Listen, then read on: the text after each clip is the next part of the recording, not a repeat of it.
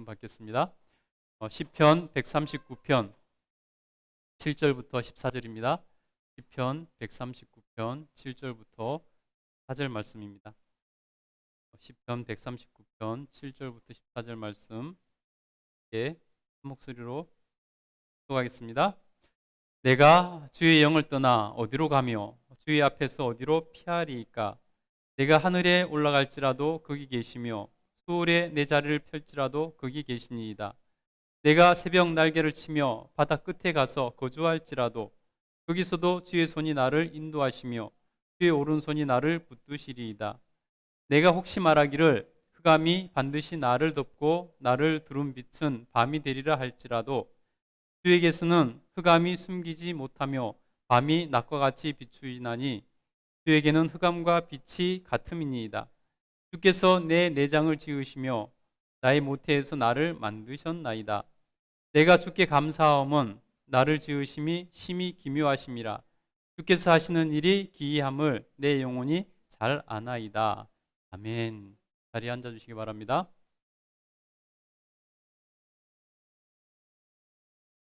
예배하러 오신 여러분 환영하고 축복합니다. 우리 하나님께서 오늘도 놀랍도록 역사해 주실 줄 믿습니다. 오늘 말씀 제목 한번 같이 읽어볼까요? 읽겠습니다. 시작. 항상 곁에 계신 분. 항상 곁에 계신 분. 우리가 지난주에는 하나님의 전지하심에 대해서 이렇게 살펴봤습니다. 하나님의 전지하심이 우리에게 얼마나 큰 복이고 은혜인지를 우리가 살펴봤는데요. 오늘은 이어서 하나님 우리가 항상 함께 계시는 분으로 우리가 그것이 얼마나 우리에게 큰 복인지를 다시 한번 살펴보려고 합니다. 여러분은 살면서 여러분도 모르게 여러분을 도와주는 키다리 아저씨, 여러분도 모르게 여러분을 도와주고 있는 그 키다리 아저씨, 그런 아저씨를 경험한 적이 있습니까? 살면서 우리가 어려움을 당하게 되면은 그런 마음이 들 때가 있습니다. 정말 키다리 아저씨 같은 존재가 내게도 있으면 좋겠다. 정말 힘들고 어려울 때 나를 좀 도와줄 수 있는 키다리 아저씨 같은 분이 있으면 좋겠다라는 이런 생각을 합니다. 왜냐하면 우리는 누구든지 살면서 크고 작은 어려움을 겪게 되기 때문입니다.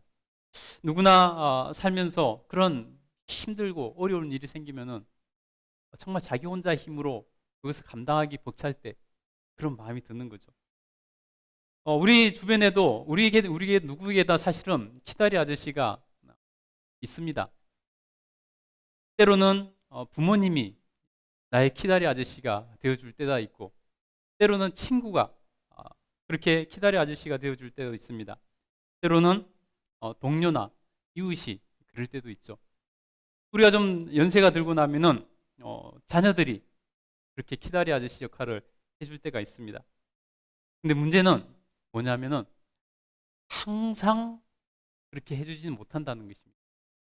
순간순간 해줄 때가 있지만은 부모님도 한계가 있고, 또 친구도 동료도 자녀들도 마찬가지입니다.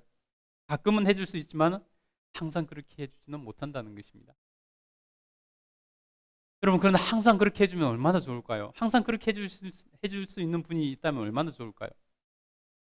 우리는 사람들은 그렇게 해줄 수 없다는 것을 알기 때문에 어떤 사람들은 그렇게 말을 하기도 합니다. 인생은 어차피 혼자 사는 거야. 인생은 어차피 혼자 사는 거지 뭐. 이렇게 말하는 사람도 있습니다. 그런데 여러분, 우리 신자들의 입에서 그런 말이 나온다면은 그것은 하나님을 모르는 사람이라고밖에 말을 할 수가 없습니다. 하나님의 은혜를 맛보지 못한 사람이고, 또 하나님이 함께 계심을 모르는 사람이라는 것입니다. 누구도 항상 내 곁에 있어 주지는 않지만은 항상 내 곁에 계셔 주시는 분이 있습니다. 하나님께서는 우리에게 항상 그렇게 하기를 원하십니다. 그리고 우리가 하나님을 밀어내지 않는 이상, 우리가 하나님을 거부하지 않는 이상은 하나님께서는 항상 우리와 함께 해 주시는 분이십니다. 오늘은 그래서 하나님의 속성 중에서 하나님께서는 무소부재하시다는 그 속성을 오늘 보고자 합니다. 하나님께서는 모든 것을 알고 계실 뿐만 아니라 하나님께서는 언제나 모든 곳에 계신다는 것입니다. 그리고 그것을 알고 누리는 사람이 복 있는 사람입니다. 참고로 말씀드리면 지난주에 하나님께서 모든 것을 알고 계신다는 것이 사실은 오늘 말씀과 이어지기도 하는데요. 그래서 지난주에 말씀을 궁금하신 분들은 지난주 설교 말씀을 유튜브에서 좀 찾아보시면 좋겠습니다. 어떤 사람이 4,000km나 되는 그러한 바다를 혼자서 항해한 일이 있었습니다. 4,000km, 엄청난 거리죠. 그 4,000km를 항해하면서 하루는 하룻밤에 이렇게 폭풍우를 만났는데요. 20m가 넘는 파도가 그 배를 이렇게 덮치는 것입니다. 건물 5층이나 되는 높이를 배가 오르락내리락 하면서 파도를 타는 것입니다. 여러분, 혼자서 운행하는 배니까 얼마나 그 크기가 보잘것 없었겠습니까? 정말 크기가 작은 배죠. 그런데 그 배가 망망대해에서, 그것도 한밤중에 20m가 넘는 그 파도에 5층인 높이나 더 되는 그 파도에 배가 실려서 오르락내리락을 반복했다고 한번 생각해 보세요. 얼마나 두렵고 겁이 났겠습니까? 아마 정말 오금이 저렸을 것입니다. 상상만 해도 무서운 상황입니다. 그런데요, 그 사람이 그런 고백을 했습니다. 그렇게 두려움이 있을 때 자기에게 그런 생각이 들더라는 것입니다. 하나님께서 이곳에도 함께 계신다. 하나님께서 지금 이곳에 함께 계신다는 생각이 들었습니다. 베드로가 생각나면서 무리를 걸어오신 예수 그리스도, 그 폭풍우 가운데서 정말 죽을 둥 살 둥 자기와 똑같이 그렇게 위험 가운데 두려움을 느끼고 있을 때 예수님께서 오셔서 그를 구원해 주시고 바다를 잠잠케 하신 그 사건이, 그 말씀이 기억이 나서, 아, 주님이 지금 이곳에서도 지금 나와 함께 계시지, 그런 마음이 들었을 때 그는 마음의 평안과 안정을 되찾았다는 것입니다. 그리고 그 상황을 이겨낼 수 있었다는 것입니다. 여러분, 이렇게 하나님께서 함께 하신다는 것을 아는 사람과 그렇지 못한 사람은 천지 차이입니다. 그래서 우리가 하나님 앞에서 하나님이 언제나 지금 어디서나 나와 함께 계신다는 것을 깨닫고 고백하며 살아가는 사람은 내가 어디에 있든지 평안과 감사를 누릴 수 있다는 것입니다. 성경은 하나님은 영이시라고 말씀합니다. 하나님은 영이시라. 그래서 회전하는 그림자도 없다고 말씀합니다. 여러분, 육체를 입고 있으면 누구나 그림자를 가지고 있죠. 그죠? 하나님은 영이시라. 그림자도 없다고 말씀하십니다. 우리를 이해를 돕기 위해서 하나님께서는 친절하게 설명해 주고 계신 것이죠. 그래서 하나님께서는 사실은 우리와 다른 차원에서 우리를 보시는 것입니다. 인간들처럼 3차원의 세계에 갇혀 살지를 않으시는 분이시죠. 우리와 다른 세계, 다른 개념의 세계에서 우리를 보고 계시는 것입니다. 여러분, 우리가 영화를 보면은 대단한 사람들이 나옵니다. 슈퍼맨과 같은 슈퍼 히어로들이 요즘 많이 나옵니다. 어벤져스에 보면은 집단으로 나오죠. 어떤 사람은 하늘을 날아다니고, 어떤 사람은 몸에서 뭐가 나가고, 어떤 사람 힘이 무지하게 세고, 어떤 사람 속도가 그냥 너무 빠르고, 이런 사람들이 그게 나옵니다. 그들은 물론 상상 속의 인물들이지만은 우리와 같은 3차원 속에서 살고 있으면서 우리보다 조금 초월적인 능력을 가지고 있을 뿐임에도 불구하고 그들을 보면 우리는 다른 세계에 살고 있는 사람들처럼 보입니다. 그러면서 우리는 슈퍼맨을 보면서 어렸을 때부터 한번 그런 생각 다 해봤을 것입니다. 나도 슈퍼맨처럼 날아다니면 좋겠고, 눈에서 빛이 나왔으면 좋겠고, 뭐 이런 엄청난 속도로 이렇게 달릴 수 있으면 좋겠고, 이런 생각을 해봅니다. 그러면서 내가 만약 슈퍼맨이라면 이런 것 해보고 싶고 저런 것 해보고 싶고, 이런 생각을 아마 다들 해보셨을 것입니다. 여러분, 같은 3차원의 공간 안에서 우리보다 조금 능력이 뛰어난 존재만 돼도 다른 세계를 사는 것 같이 느껴집니다. 우리가 아마 그런 슈퍼맨과 같은 존재가 되면은 다른 차원에서 사는 것처럼 느껴질 것입니다. 하물며 하나님께서는 우리와 완전히 다른 차원에서 우리를 보고 계시는 보고 계십니다. 그러니 우리는 하나님을 다 이해할 수는 없습니다. 하나님을 이해할 수 없다면 그것을 우리가 하나님에 대해서 이해하기 어려운 부분도 사실은 존재하는 것입니다. 어떻게 보면 하나님을 다 이해할 수 있다면 그게 오히려 이상한 것이죠. 내가 다 이해할 수 있는 신이라고 그러면 그거는 앞뒤가 안 맞는 말이죠. 신이라고 말을 할 수가 없는 것이죠. 그런데 우리는 우리의 기준으로 하나님을 이해하려고 하는 경향이 많습니다. 그런 실수를 한다는 것입니다. 사실 우리 입장에서 그래서 하나님께서 무소부재하시다고 하면은 사실은 이해하기 힘든 부분이 많이 있습니다. 어렵습니다. 그러나 주님은 분명히 성경을 통해서 무소부재하시다고 말씀하시고 또 말씀을 통해서 그것을 증명해 보이십니다. 여러 가지 사건으로 우리에게 그것을 보여주고 계시죠. 사실 무소부재하시지 않는다면은 그 존재는 우리보다 조금 뛰어난 그 슈퍼히어로 같은 그런 그냥 조금 초월적인 그런 초인 정도로 우리가 취급해야지 신이라고 할 수 없을 것입니다. 세상은 초인 정도의 사람을 신으로 성격시켜서 부릅니다. 그러나 사실 그 정도면 초인이지 신이라고 할 수 없는 것입니다. 무소부재하시지 않으면 사실은 신이라고 말을 할 수가 없는 거죠. 우리가 하나님을 생각할 때 가장 먼저 떠오르는 것은 하나님을 전지전능하신 분으로 우리는 가장 먼저 떠오릅니다. 그렇게 생각을 합니다. 인간과 다른 초월성을 강조한 것이죠. 왜냐하면 사람들은 자기와 다른 부분을 더욱더 눈에 확 띄게 하고 더욱더 그것이 더 두드러져 보이게 마련입니다. 저 사람이 나와 조금 다른 무슨 뭔가가 있으면은 그 사람이 그것이 눈에 더 들어오는 것이고 그것이 긍정적이면 그 사람을 좋아하게 되는 거죠.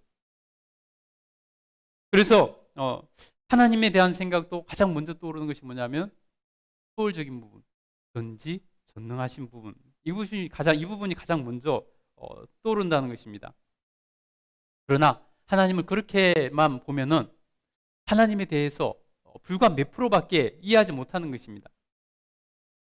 우리가 성자 예수님을 생각할 때 성자 하나님이신 그 예수님에 대해서 잘못 생각하고 있는 부분 중에 하나가 뭐냐면 바로 예수님은 우리의 죄를 사하시러 오신 분이다. 이곳에만 집중하는 것입니다. 예수님은 그래서 우리를 구원하러 오신 분이시다. 이 부분에만 집중한다는 것입니다. 우리 주님이 우리에게 정말로 하고 싶으신 역할이 뭘까요? 한번 생각해 보세요. 예수님께서 우리에게 물론 우리의 대속주로 오셨고 우리를 구원하러 오셨습니다. 그런데 정말로 예수님께서 우리에게 가장 하고 싶은 역할은 무엇일까요? 우리에게 정말로 하고 싶어 하시는 역할이 어떤 역할일까요? 우리에게 어떤 역할을 해주시기를 원하실까요? 우리가 어떻게 그분을 받아들이기를 원하실까요? 성경을 보면요, 우리 주님께서는 우리에게 가장 하고 싶으신 역할이 뭐냐 하면은 우리의 친구 역할을 가장 하고 싶어 하십니다. 우리와 대화 나누시길 원하시고 우리와 교제하기를 원하시고 우리와 항상 함께 하시기를 원하시는 것이 주님의 모습인 것을 압니다. 예수님께서 제자들을 부르실 때도 성경은 부르신 목적이 뭐라고 말씀하셨냐면요, 함께 하시기 위해서 부르셨다라고 이렇게 말씀하고 있습니다. 얼마나 주님께서 우리와 함께 하시는 역할을, 우리의 친구 되고 싶으신 역할을 하고 싶으신지를 우리가 알 수 있다는 것입니다. 그래서 기독교의 가장 놀라운 소식은 바로 그것입니다. 다른 종교의 신들이 그렇듯이 그냥 존재하고 숭배받고 경배받는 그러한 것을 원하시는 것이 아니라는 것입니다. 하나님께서는 자신이 창조하신 그 인간들과 사랑이 넘치는 관계를 맺기를 원하십니다. 그래서 어디에서나 함께하게 계시기를 간절히 원하시는 분이 우리 주님이시라는 것입니다. 언뜻 보기에는 그것이 잘 다가오지 않을 것입니다. 아니, 주님이 우리와 함께하기를 원하신다고? 또 우리 입장에서도 주님이 우리와 함께 하시는 것이 뭐가 그렇게 큰 의미를 가질까? 그냥 주님이 전지전능하신 분이고 우리의 소원이나 들어주면 그것이 다 가장 좋은 것 아닌가? 이렇게 생각할 수 있다는 것입니다. 근데 여러분, 한번 자세히 생각해 보세요. 깊이 한번 그 사실에 대해서 생각해 보고 깊이 묵상해 보면은 주님이 언제 어디서나 우리와 함께 하시고 우리와 관계하시고 교제하시면서 우리의 친구가 되고 싶어 하신다는 것이 얼마나 어마어마하게 큰 내용인지를 알게 된다는 것입니다. 옛날 이야기 중에 이런 이야기가 있습니다. 어떤 나라의 왕자가 찬양을 나갔습니다. 찬양을 나갔다 부상을 입고 무리에서 떨어져서 길을 잃었습니다. 그리고 밤이 됐습니다. 근데 이게 보니까 작은 불빛이 하나 보여서 겨우겨우 그곳을 찾아갔습니다.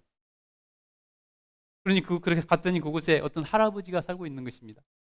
그 할아버지가 그 왕자를 부상당한 왕자를 데려다가 잘 치료를 해주면서 잘 지냈습니다. 한 달 정도 시간이 같이 지냈습니다. 그리고 그 왕자가 다 이렇게 병이 나아서 또 날씨도 좋아지고 해서 왕궁으로 돌아가게 됐습니다. 여러분, 왕궁에서는 한 달 동안 어떤 일이 벌어졌을까요? 난리가 났겠죠. 왕자가 사라졌으니 난리가 났겠죠. 그 왕자를 찾으려고 애를 썼겠죠. 그런데 왕자가 한 달 만에 돌아왔습니다. 건강한 모습으로 돌아왔습니다. 얼마나 기뻤겠습니까? 그 아버지가, 왕이 너무나 기뻤습니다. 그리고 자초지종 얘기를 들었습니다. 그래서 그 할아버지를 불러들였습니다. 할아버지 불러다 놓고 고맙다고 말을 하고 정말 감사를 표현하게 했습니다.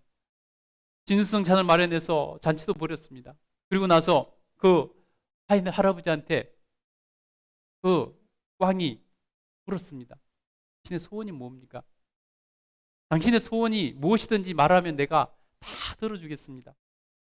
여러분, 그 시대에 그 할아버지가 말할 수 있는 소원, 말하면 왕이 못 들어줄 것이 뭐가 있겠습니까? 다 들어줬을 것입니다.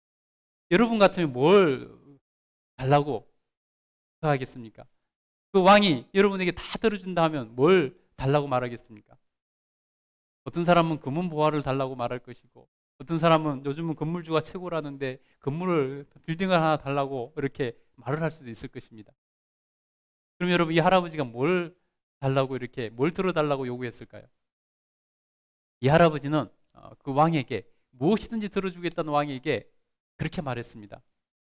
왕이시여, 저는 아무것도 바라는 것이 없습니다. 그냥 한 달 동안 왕자님이랑 지나면서 너무나 기쁘고 행복했습니다. 그러니 왕이시여, 왕이 이렇게 말씀하시니까 제가 한 가지만 소원을 말한다면은 왕자님과 1년에 딱 일주일만 함께 우리 집에서 지낼 수 있도록 허락해 주십시오. 그러면 제가 왕자님과 그동안의 정도 들고 너무나 행복했습니다. 일주일에 한 번만, 1년에 일주일에 한 번만 와서 지내시면은 제가 정말 행복할 것 같습니다. 라고 부탁을 했습니다. 아마 어떤 분들은 에이, 저 노인이 이런 좋은 기회를 놓치다니, 이런 생각이 들 것입니다. 그리고 헤어지고 이제 그 노인은, 그 할아버지는 집으로 돌아갔습니다. 며칠이 지났습니다. 며칠이 지났는데 저 산 밑에서 많은 사람들이 이렇게 막 모여서 뭐 이렇게 시끄럽게 하는 소리가 들렸습니다. 그래서 내려가 봤습니다. 어떤 일이 벌어졌을까요? 왕자님이 일주일을 보낼 집인데 도로를 내야 되지 않겠습니까? 그래서 도로를 내는 것입니다. 그리고 그 뒤에 보니까 왕자님이 머물러야 되는데 저는 하루만 집에 둘 수가 없다. 그래서 집을 다 물고 대골 같은 집은 못 지어주더라도 정말 그럴듯한 멋있는 집을 지어주는 것입니다. 우물이 없으니까 우물도 파주고 또 이렇게 좋은 대접을 해야 되니까 이분이 농사를 짓고 또 이렇게 해야 되니까 논밭도 만들어주고, 이런 일들이 벌어지는 것입니다. 여러분 보세요. 왕자가 단순히 1년에 한 번, 일주일 동안 머무는 집에 왕자가 머문다고 생각하니까 도로가 나고 집이 새로워지고 논밭이 생기고 우물이 파지고 완전히 변화가 일어나는 것입니다. 그 왕자가 일주일 사는데 일주일 동안 지나고 가는데도 그런 놀라운 일들이 벌어지는 것입니다. 근데 여러분, 하나님께서 우리와 함께 하신다면 어떻겠습니까? 하나님께서 우리와 함께 하시면 어떤 일이 벌어지겠습니까? 여러분, 하나님께서 우리와 언제 어디서나 함께 하신다는 것을 깨달으면 그 사람의 인생은 그때부터 완전히 바뀌게 될 것입니다. 우리가 막연하게 하나님에 대해서 정말 제대로 알지 못하고 막연하게 알고 하나님이 어떤 분이신지 알지 못한다면 그 하나님을 제대로 누릴 수가 없는 것입니다. 하나님이 나와 함께 하신다는 것을 알면 그때부터 우리의 신앙이 달라지고 우리 인생이 달라지는 것입니다. 누구나 이 단계에 들어가면은 예수님 때문에 역사가 기원 전과 기원 후로 나누는 것처럼 그 사람 개인의 삶도 예수님이 함께 하시는 것을 알고 예수님과 함께 교제하는 삶을 시작하는 그 순간을 기점으로 그 이전의 삶과 그 이후의 삶이 완전히 달라질 것입니다. 여러분, 세상의 주요 종교들은 그저 그들이 섬기는 신은 왕처럼 군림을 합니다. 그래서 그들의 신조와 규범과 그들이 가지고 있는 율법과 또 각종 종교 의식들을 따라 복종하는 것, 이것이 있을 뿐입니다. 그래서 그들을 그것들이 얼마나 잘 하고 있는가 채점하듯이 점수를 매기고 그것에 의해서 대접을 받습니다. 그것이 답니다. 자신들의 신과 교제하고 교통하고 감정적인 그런 인격적인 교류를 나누는 것은 그들에게는 필요가 없습니다. 그냥 숭배하기만 하면 됩니다. 그래서 그들은 주문 같은 것을 반복해서 외우는 행위를 하고 그런 것들이 중요한 신앙생활의 위치를 차지하게 되는 것입니다. 그러나 우리 기독교는 철저하게 하나님과의 관계, 하나님과의 신뢰의 관계가 바탕이 됩니다. 이것이 없으면요, 다른 것은 다 의미가 없습니다. 여러분, 바리새인들은요, 누구보다도 그 성경 말씀, 율법대로 살려고 애를 썼던 사람입니다. 구약 성경이 기록한 그 말씀대로 그것을 100% 지키려고 애를 썼던 사람들이 바리새인들입니다. 그래서 실제로 누구보다도 그 말씀대로 살려고 애를 썼고 그렇게 살아냈습니다. 그래서 스스로도 자신들은 경건한 사람들이라고 자부를 했고 백성들도 그 바리새인들을 바라보면서 정말 하나님 말씀대로 사는 사람들이다, 존경할 만한 사람들이라고 여기면서 그들을 존경했습니다. 그런데 정작 구세주이신 예수님께서 이 땅에 오셔서 그들에 대해서 어떻게 평가했을까요?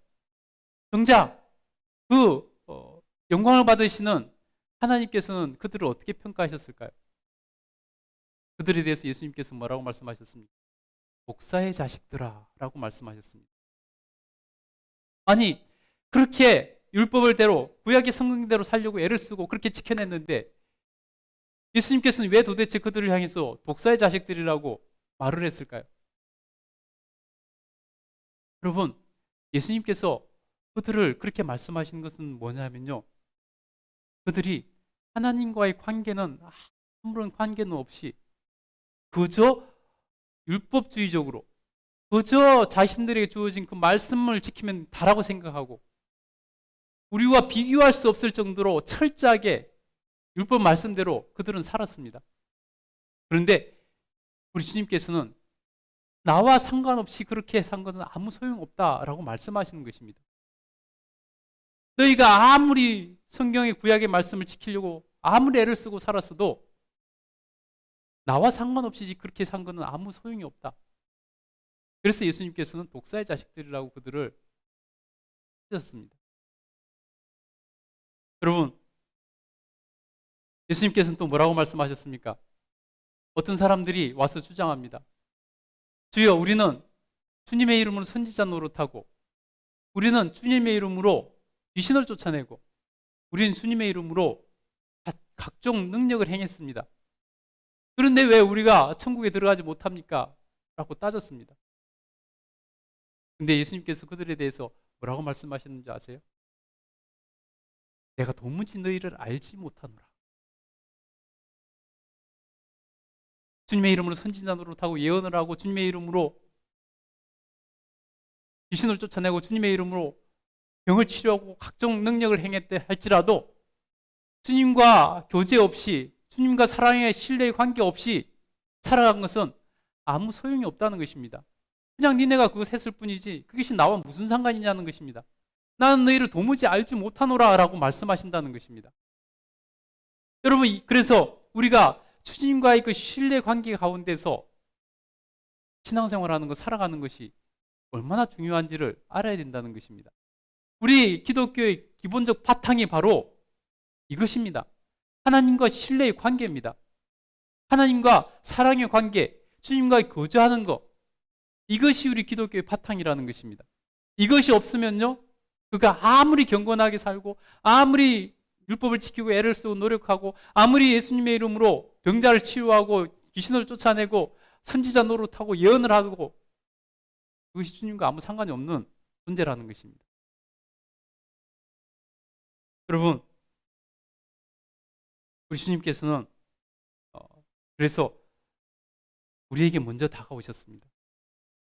우리와 교제하고 우리와 사랑의 관계, 신뢰 관계를 만들려고 하나님께서 우리에게 먼저 다가오셨습니다. 그래서 그 아들을 십자가에 못 박아 죽이도록 내어주시고 우리를 그렇게까지 우리에게 사랑을 쏟으셨다는 것입니다.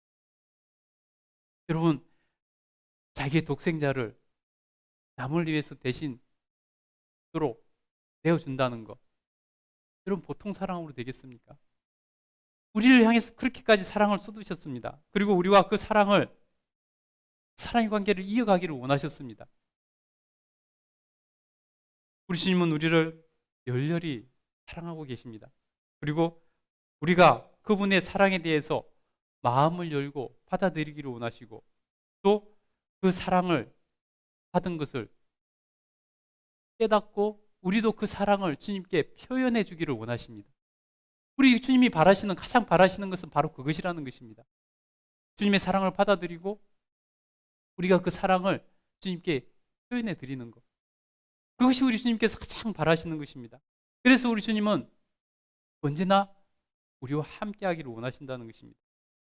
그리고 우리가 주님의 그 사랑을 받아들이면요,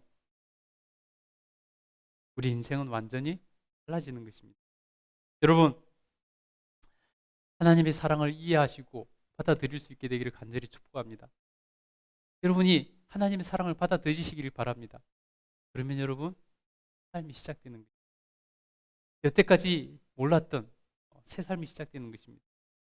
그리고 우리 주님께서 주시는 그 사랑을 받아 누릴 수 있는 여러분 되기를 바랍니다. 그리고 하나님께서 베풀어 주신 은혜가 그 안에 있습니다. 주님의 그 은혜를, 그 축복을 받아 누릴 수 있기를 간절히 축복합니다. 여러분, 사람들은 생각합니다. 그냥 교회만 나오면, 열심히 나오면 복을 받겠지, 열심히 기도하면 복을 받겠지, 그렇게 생각을 합니다. 근데 여러분, 실증적으로 신앙생활 해보면요, 그렇게 해서 복 받는 경우가 별로 없습니다. 하나님의 은혜와 복은 어떻게 오냐 하면 철저하게 하나님과 관계 안에서 옵니다. 철저하게 하나님과 교제 안에서 옵니다. 하나님과 깊은 교제 안에서 하나님의 복이 오는 것입니다. 하나님의 은혜가 오는 것입니다. 그래서 우리가 바로 알고 신앙생활 하는 것이 우리가 하나님께 복을 누릴 수 있는 방법이라는 것입니다. 여러분, 사랑의 관계에 있는 사람은 어떻습니까? 언제든지 함께 있고 싶어 하잖아요. 그죠? 여러분, 깊이 사랑하는 연인들이 밤에도 하루 종일 같이 있어 놓고 밤에도 헤어지기 싫어하잖아요. 같이 있고 싶어 하잖아요. 그래서 결혼을 한다고 하지 않습니까? 사람은 관계성 안에서 행복을 누리는 존재로 창조되었습니다. 그래서 외로움을 가운데 있는 사람은 행복할 수가 없습니다. 외로움 가운데 있는 사람은 그래서 끊임없이 행복해지고 싶어서 누구와 교제할 상대를 찾는 것입니다. 그리고 관계성 안에서 행복을 누리고 또한 관계성 안에서 번성을 누리도록 창조된 것이 이 인간입니다. 우리는 관계 안에서 최상의 관계를 맛보기를 원합니다. 우리 인간관계 안에서 가능하면 세상에 가장 좋은 인간관계를 맺기를 원합니다. 가장 좋은 관계를 추구합니다. 그러나 아무리 사랑하는 사람들과의 관계 가운데 있다 할지라도 우리는 항상 그렇게 세상의 관계를 누리기가 어렵습니다. 왜냐하면 다 내 마음 같지도 않죠. 다 각자 자기 생각이 가지고 있죠. 또 나보다 자기 자신을 먼저 생각하는 이기심이 우리 사람들 가운데 있기 때문에 그런 관계를 맺는 것은 참 어렵습니다. 심지어 부모와 자식 관계와의 관계에서도 그것이 제한적이라는 것입니다. 그러나 우리 하나님께서는 언제나 우리와 함께 해주십니다. 언제나 나를 친구로 삼아주시고 내가 주님을 친구로 여겨주시기를 원한다는 것입니다. 우리 주님은 언제나 최상의 관계로 우리와 교제할 준비를 하고 계십니다. 우리를 너무 사랑하셔서 언제나 우리와 함께 하시기를 원하십니다. 그래서 하나님께서는 또 부재하시는 것입니다. 그래서 우리가 어디 있든지 언제나 우리와 함께 하시기를 원하시기 때문입니다. 하나님을 잘 몰랐을 때 모세는 애굽 군인이 자기 동족을 학대하는 것을 보고 격분을 해서 그를 쳐 죽였습니다. 그리고 사람들이 아무도 안 본다고 생각하고 그를 몰래 묻었습니다. 그런데 정말 아무도 안 보고 계셨을까요? 아무도 그곳에 함께하지 않으셨을까요? 하나님이 그곳에 함께 계신다는 걸 몰랐습니다. 그래서 그런 일을 했고 결국 그는 도망자가 되어서 40년을 광야에서 지낼 수밖에 없는 상황이 되었다는 것입니다. 여러분, 우리가 하나님은 교회에 계신 분으로만 생각하고 교회에 떼어놓고 교회에서 나갈 때는 그냥 일주일 내내 그냥 주중에는 그분이 우리와 함께 하지 않는다고 생각하고 살면은 우리 삶이 망가지는 것입니다. 우리가 위선을 부리게 되는 거죠. 하나님과 관계가 멀어집니다. 그래서 하나님의 은혜를 누리지 못하는 것입니다. 다윗은 오늘 본문에서 그래서 하나님이 우리와 언제나 함께 하시는 하나님, 무소부재하신 하나님, 내가 어디 있든지 나와 함께 하신 하나님, 그 하나님을 깨닫고 하나님께 경배하는 것을 봅니다. 우리 7절, 8절 한번 읽어보도록 하겠습니다. 7절, 8절 같이 한번 읽겠습니다. 7절부터 8절 같이 읽겠습니다. 시작. 내가 주의 영을 떠나 어디로 가며 주의 앞에서 어디로 피하리이까? 내가 하늘에 올라갈지라도 거기 계시며 수월에 내 자리를 펼지라도 거기 계시니이다. 아멘. 여러분, 다윗은 하나님이 자기가 항상 함께 하시는 것을 깨닫고 너무 기뻤습니다. 어디다 함께 하시는 것을 보고 너무나 기뻤습니다. 하나님께서 무소부재하시고 어디서든지 자기와 함께 하시는 것을 깨닫고 그의 신앙에서 정말 가장 중심적인 신앙의 줄기로 삼았습니다. 그래서 그는 고백합니다. 여호와는 나의 목자시니 내게 부족함이 없으리로다. 노래합니다. 내가 사망의 음침한 골짜기로 다닐지라도 해를 두려워하지 않을 것은 주께서 나와 함께 하십니다. 여러분 보세요. 다윗은 목동 출신이었습니다. 여러분 목동은 양을 떠나질 않습니다. 24시간 함께 합니다. 다윗의 신앙에서 하나님이 나와 함께 하신다는 거, 언제나 나와 함께 하신다는 거, 어디서나 나와 함께 하신다는 것이 얼마나 중요한 신앙의 뿌리였는지, 그래서 하나님을 자기가 옛날에 목동 생활하면서 한시도 양을 떠나지 않은 것을 기억하고 여호와는 나의 목자이십니다 라고 고백합니다. 그러면서 그것이 다윗의 신앙의 기본이기 때문에 그렇게 또 고백합니다. 내가 사망의 음침한 골짜기와 같은 곳을 다닐지라도 해를 두려워하지 않을 것은 주께서 나와 함께 하십니다. 주님께서 그런 시간에도 나와 함께 하시기 때문에 난 두렵지 않다는 것입니다. 아까 예를 들었던 거 4,000km를 항해했던 그 사람, 그곳에서 여기서도 주님이 나와 함께 계시지. 그 고백이 그를 살게 한 것 아니겠습니까? 이것이 다윗의 고백이고 신앙의 바탕이었습니다. 하나님께서는 언제 어디서나 우리와 함께 하시고 우리를 돕기를 원하십니다. 그래서 여러분, 바른 결정을 하기를 도와주시길 원하시고, 우리가 어디서든지 어려움에 빠져서 하나님께 기도드릴 때 그 기도를 응답해 주시기를 원하시고, 우리가 늘 더 가치 있는 삶을 사는 것을 언제나 우리를 도와주시기를 원하시는 분이 우리 하나님이십니다. 그래서 언제 어디서나 주님은 우리와 함께하고 싶어 하시는 분이십니다. 다윗은 그것을 알고 너무 기뻐서 하나님 앞에 찬양을 드리며 고백합니다.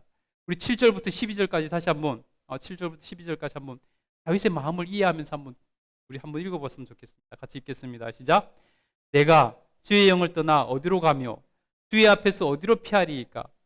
내가 하늘에 올라갈지라도 거기 계시며 수월에 내려 자리를 펼지라도 거기 계시니이다. 내가 새벽 날개를 치며 바다 끝에 가서 거주할지라도 거기서도 주의 손이 나를 인도하시며 주의 오른손이 나를 붙드시리이다. 내가 혹시 말하기를 흑암이 반드시 나를 덮고 나를 두른 빛은 밤이 되리라 할지라도 주에게서는 흑암이 숨김이 못하며 밤이 낮과 같이 비추이나니 주에게는 흑암과 빛이 같음이니이다. 네. 여러분, 하나님이 언제나 자기와 함께 하시는 것을 다윗은 이렇게 고백하고 있는 것입니다.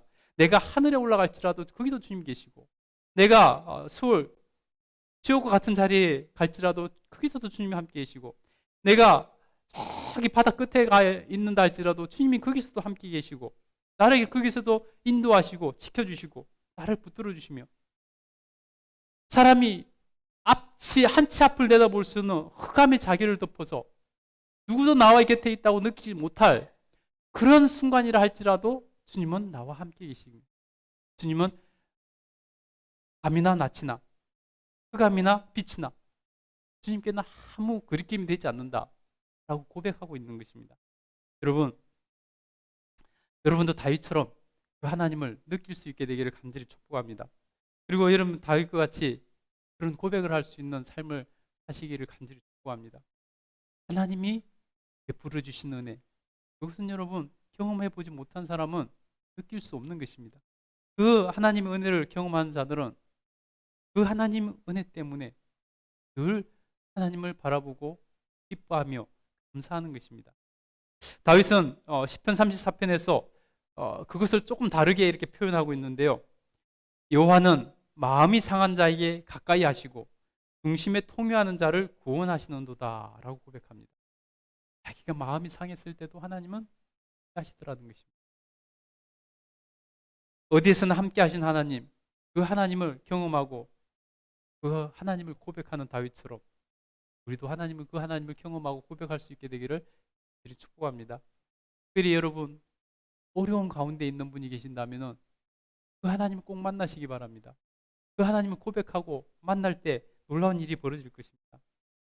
여러분, 하나님이 우리와 함께 하신다는 것은요, 우리의 큰 유익 중에 하나가 뭐냐면 두려움으로부터 우리를 해방시켜 준다는 것입니다. 여러분, 정말 우리가 두려울 때가 있습니다. 누구나 두려움에 처할 때가 있습니다. 여러분, 회사 다니는 사람들은 회사에서 조만간 대규모 구조조정이 일어난다는 그런 소문을 듣게 된다면 얼마나 두려운 마음이 들겠습니까? 내가 혹시나 거기에 포함되지는 않을까 하는 그런 조바심이 생기고 두려운 마음이 생길 것입니다. 부모는 아이가 학교에서 이상한 행동을 한다는 선생님의 통보를 받았다면 여러분 그 마음이 어떻겠습니까? 아이가 학교에서 제대로 못 지낸다고요? 이상한 행동을 한다고요? 얼마나 두렵겠습니까? 여러분 병원에 갔는데 의사가 몸에 뭔가 이상한 조짐이 있다는 말을 하면은 얼마나 두렵겠습니까? 이런 두려움은 우리 마음을 짓누르고 조금 더 나가면 우리를 공포스럽게 만듭니다.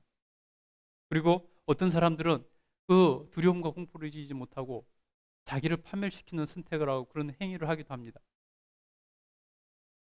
정말 그런 두려움에 빠지면요, 사람들이 정말 극심한 두려움에 빠지면은 혼잣말로 그런 말을 합니다. 나 죽을 것 같아. 누가 좀 도와줬으면 좋겠어. 나 정말 힘들어. 죽을 것 같아. 이런 소리를 하긴 합니다. 여러분, 그러나 여러분, 그 순간에 여러분 하나님을 기억하십시오.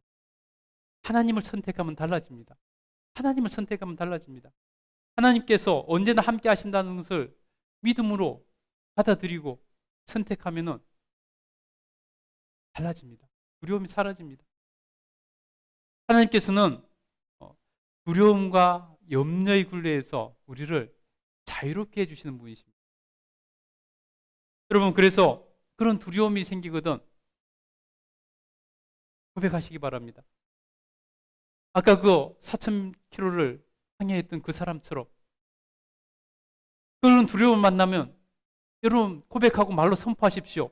주님이 이곳에 함께 계신다. 주님이 지금도 나와 함께 계신다. 이곳에서도 나와 함께 계신다. 여러분 선포하시고 고백하십시오. 기억하고 계시다가 두려움을 만나거든 선포하십시오. 주님이 이곳에서도 나와 함께 계셔. 그러면 여러분 두려움이 사라질 것입니다. 그리고 그분 앞에 마음을 토로하십시오. 자기가 지금 어떤 마음에 있는지 그 마음을 하나님께 마음껏 토로하십시오. 자기가 두려운 이유를 토로하십시오. 힘든 이유를 토로하시기 바랍니다. 하나님께서 다 들어주실 것입니다. 그리고 나서 하나님께 청하십시오.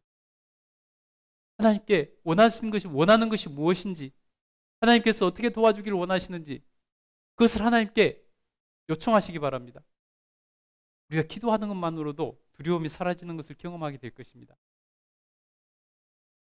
그리고 나서 그 두려움을 일으키는 그 문제를 하나님께 맡기십시오. 하나님께서는 그 문제보다 훨씬 크신 분이십니다. 하나님께서 그 문제를 능히 해결하실 수 있는 분이십니다. 모든 것을 알고 계시고 모든 것을 하실 수 있는 전지전능하신 분이시기 때문입니다. 여러분, 하나님께 맡기는 곳에 집중하시기 바랍니다. 그러면 하나님께서 우리를 또 해방시켜 주실 것이고 우리를 이길 수 있도록 힘을 주실 것입니다. 여러분, 잠시라도 모든 것을 내려놓고 하나님 바라보시기 바랍니다. 혼자 걸어가지 않아도 된다는 그 사실을 즐기시기 바랍니다. 그분이 어디서나 함께 계신다는 것을 누리시기 바랍니다. 그저 그분께 손을 내밀면 됩니다. 하나님께서는 언제나 우리에게 손을 내밀고 계시기 때문입니다. 그 하나님 손을 잡기만 하면 됩니다. 저와 여러분이 하나님을 누릴 수 있게 되기를 다시 한번 간절히 축복합니다. 기도하겠습니다. 거룩하신 하나님, 지난 시간에 이어서 오늘은 주님께서 항상 언제 어디서나 우리 곁에 계신다는 것을 하나님 깨달았습니다. 하나님께서 은혜를 하여 주셔서 우리와 늘 사랑을 나누시고 깊이 교제하시며 우리와 함께 하시며 은혜 베푸시길 원하시는 그 주님을 우리가 받아들이고 누릴 수 있도록 도와주시옵소서. 감사드리며 예수님 이름으로 기도드립니다. 아멘. 우리 하나님 앞에 찬양